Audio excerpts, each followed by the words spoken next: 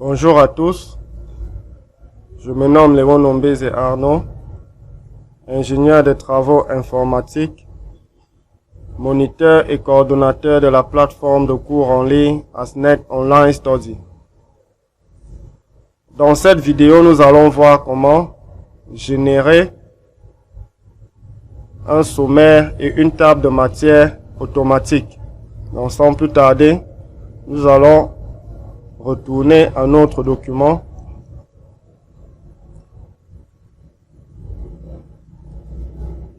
Donc ce que nous devons savoir, et déjà je tiens à rappeler que ce document est disponible dans la rubrique TD de la plateforme de cours en ligne et dans la classe virtuelle secrétariat bureautique pour ceux qui sont inscrits à suivre des cours dans notre plateforme de cours en ligne. Donc, déjà, ce que nous devons savoir, c'est que c'est cette rubrique style que nous allons utiliser. Parce que, pour permettre, par exemple, à ce que sommaire soit indiqué dans notre sommaire ou dans notre table de matière, il faut bien qu'on le signale au logiciel Word. Donc c'est à partir des styles qu'on va le faire. Et ça sera à lui d'identifier la page dans laquelle ce titre se trouve. Et c'est la même chose que nous allons faire avec les sous-titres. Donc, l'objectif de ce cours est de vous montrer la procédure. Donc, tout d'abord, nous allons passer par les grands titres. C'est-à-dire, j'aimerais par exemple que sommaire fasse partie des titres qui vont être générés. J'identifie les différentes propriétés qui ont été attribuées à ce titre. Donc ici, j'ai la police Time New Roman. La taille 20, il est en gras et puis il est centré. Donc, ce sont ces informations que je vais utiliser en utilisant par exemple le titre 1. Pour ce faire, j'effectue un clic droit dessus. Parce que là maintenant, il faut paramétrer. Parce que si je clique simplement là, comme ça par exemple, vous allez vous rendre compte que les propriétés sont différentes. Donc, lorsque je fais un clic droit, je vois ici modifier. Donc je clique sur modifier. Et à partir d'ici, je peux modifier par exemple le titre. Donc, au lieu de titre 1, je peux préciser grand titre.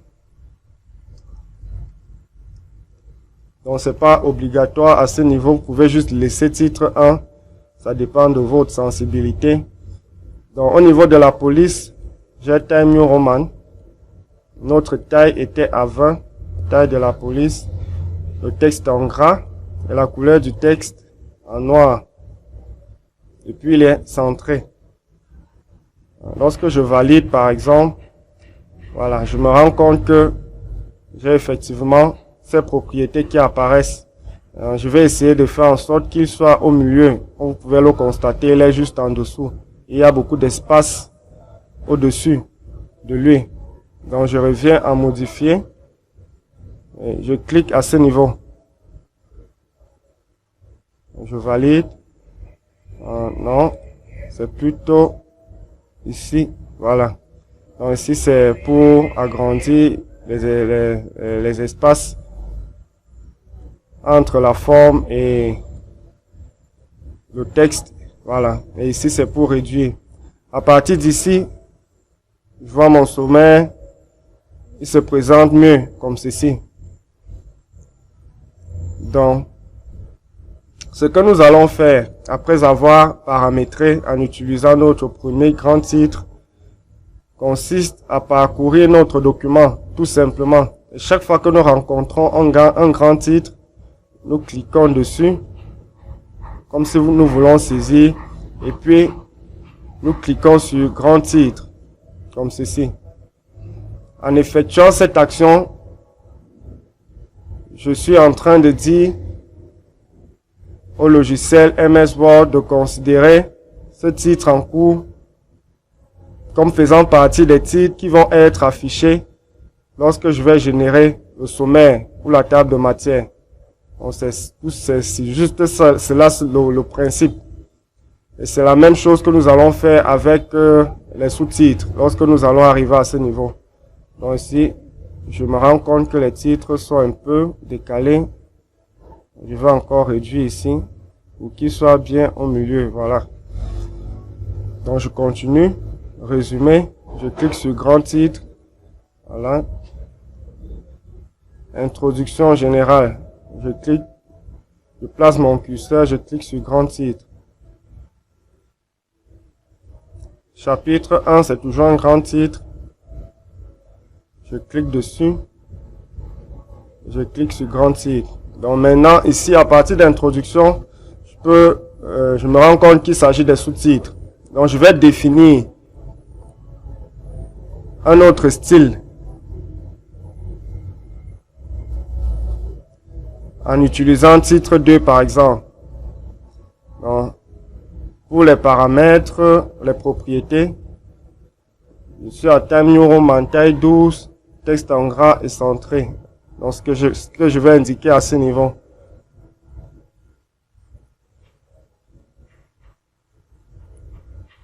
Donc ici, effectivement, Time New Roman taille 12,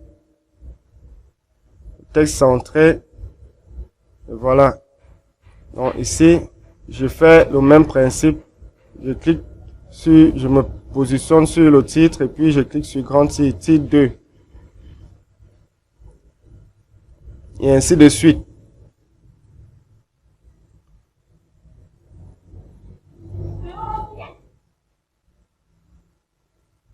Donc ici, j'ai plutôt un grand titre. Donc ici, je vais cliquer sur grand titre. Ici, j'ai un sous-titre. Clique sur titre 2. Ici, j'ai un autre sous-titre. Je clique sur titre 2. Bon, comme j'ai changé le nom grand titre, je vais aussi faire pareil ici. Donc, au lieu de titre 2,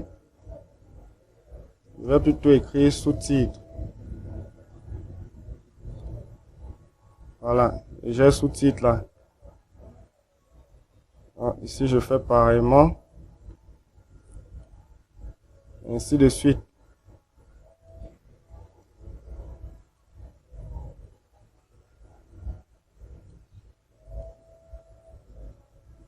Bon, une autre précision. Lorsque vous cliquez sur un titre, il vous dit déjà quel est le style avec cette couleur, cette bordure en bleu, pour indiquer si vous l'avez défini ou pas. Donc nous continuons. Grand titre et grand titre. Donc voilà, la première phase est terminée. Nous tenons à rappeler que les informations du document ne sont pas nécessaires pour notre formation. Ce qui nous intéresse, c'est les manipulations que nous sommes en train de faire. Donc le contenu n'est pas intéressant pour nous. La raison pour laquelle nous avons réduit ce rapport à 14 pour que nous n'ayons pas à faire les mêmes actions plusieurs fois. Donc, après avoir parcouru tous nos documents en définissant les grands titres et les sous-titres, la prochaine étape consiste à générer le sommaire et la table de matière. Donc, nous allons commencer par le sommaire. Donc, nous venons à la page du sommaire et nous plaçons notre curseur à l'endroit où le premier texte qui sera généré va s'afficher. Après cela, nous venons dans le grand menu, nous cliquons sur référence.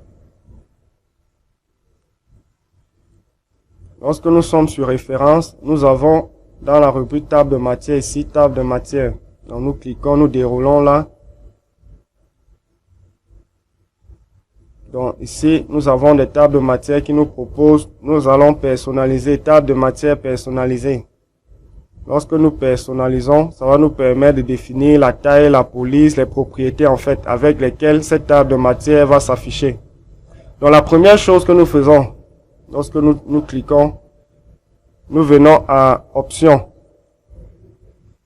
L'objectif ici consiste à sélectionner les titres qui vont s'afficher, c'est très important. Comme nous pouvons le constater ici, nous avons 3 titres qui sont cochés. C'est-à-dire titre 1 que nous avons changé en grand titre, titre 2 que nous avons changé en sous-titre et titre 3. Donc nous nous rendons compte que nous n'avons plus utilisé ce sous-titre, en fait ce titre. Donc nous allons l'effacer juste en supprimant le numéro qui se trouve là. Et nous restons avec grand titre et sous-titre. Nous validons ici.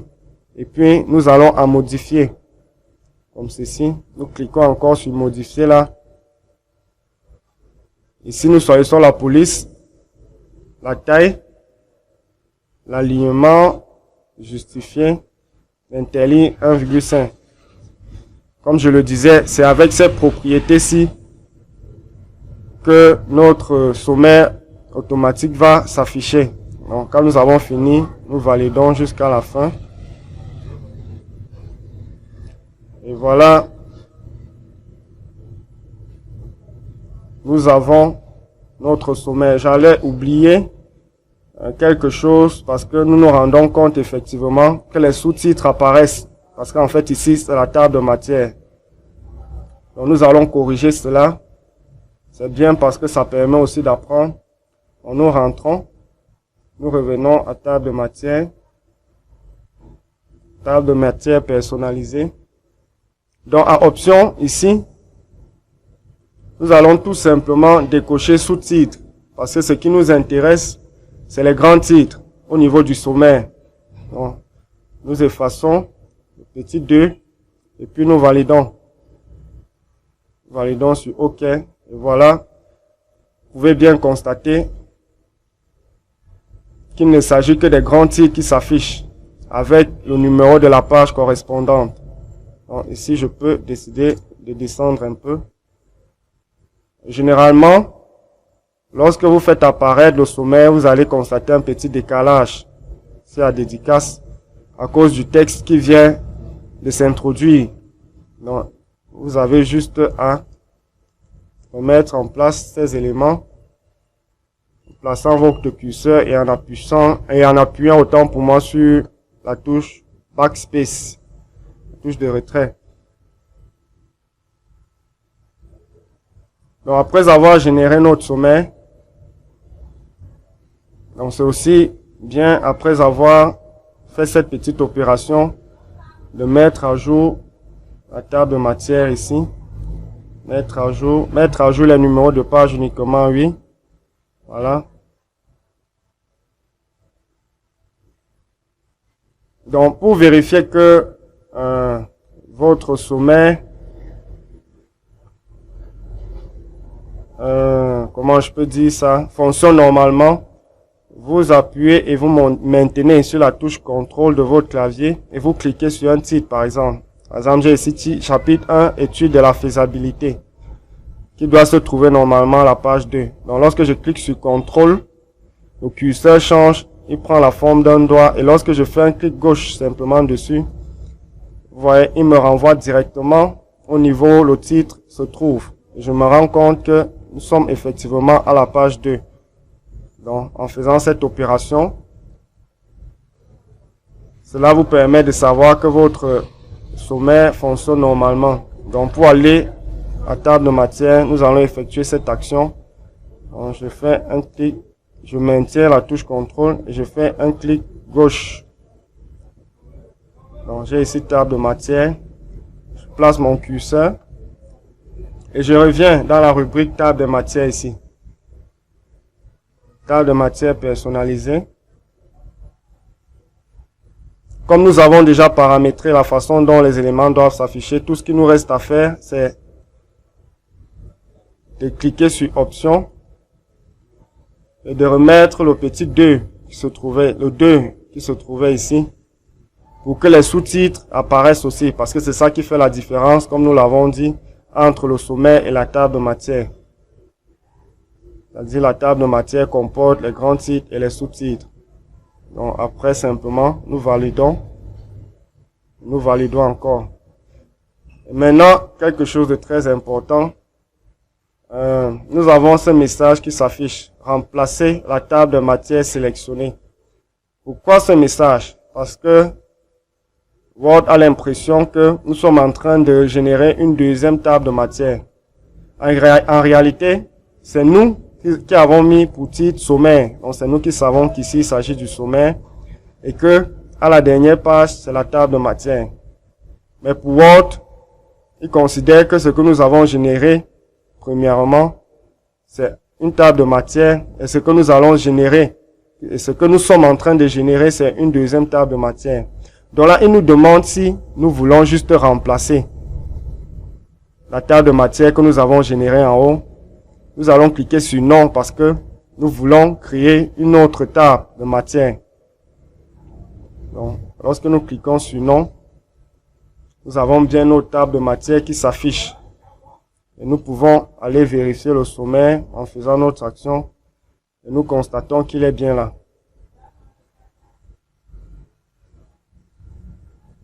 Donc ici nous avons la table de matière avec les grands titres et les sous-titres. Et au niveau du sommaire, nous avons uniquement les grands titres. Donc si vous avez des questions ou des points d'ombre concernant cette vidéo, ne manquez pas de nous le signaler en commentaire ou par message dans nos différents forums. Donc pour la suite, c'est-à-dire la prochaine vidéo, nous allons traiter de la génération de la liste des tableaux et des figures de façon automatique. Parce que généralement dans nos documents, comme par exemple ce rapport, il existe souvent des figures.